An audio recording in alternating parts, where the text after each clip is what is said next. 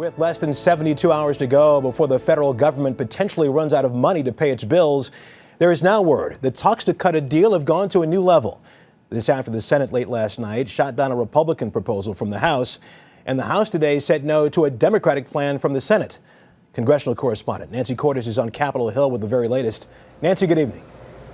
Good evening to you, Russ. And things have taken a strange turn here this evening. Republican leaders insist that an agreement is close at hand, but Democrats say that's a ruse. What we do know for certain is that Republican leaders have resumed talks in some form with the White House.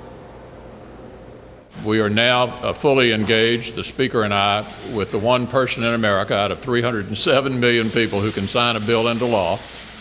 I'm confident and optimistic that we're going to get an agreement in the very near future and resolve this crisis in the best interest of the American people. But Democratic Senate Leader Harry Reid disputed that a short while later. It's not true. I just spent 2 hours with the President, Vice President, and Leader Pelosi. And it's fair for me to say that the engagement there is not in any meaningful way. Those opposed, no. The two sides have been locked in a seemingly endless cycle of voting down whatever plan the other party puts forward. But the people aren't looking to us for what we can stop. They're looking to us for what we can do. The partisan sniping continued today. The action that we're about to take here today is going to help with the process of seeing Senator McConnell and Senator Reid work together. Why? Because of the I'm going to take back my Reid... time, Mr. Dreyer. That is pernicious nonsense. Barron's newspaper dubbed it a stupid fight. This process has become a joke. It is a disgrace. It's an insult to the American people. And to the troops, some of whom asked the chairman of the Joint Chiefs of Staff as he traveled through Afghanistan whether they will still get paid if the U.S. coffers run dry. He told them, "I honestly can't answer that." How can you even allow these soldiers to wonder whether they're going to get paid?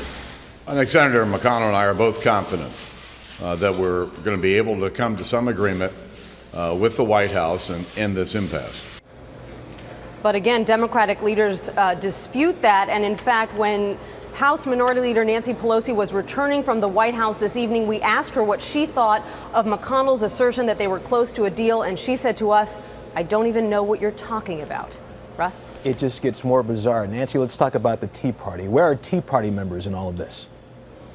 Well, most likely, Russ, they're not going to be happy with whatever gets agreed to at the last minute by the White House and by Democratic and Republican leaders. That's because they're going to be looking to bring forward a coalition of moderates from both parties who can pass this bill in the House and the Senate. The Tea Party will, of course, be able to claim credit for pushing both sides to cut spending in the first place. Nancy Cordes on Capitol Hill. Thanks a lot.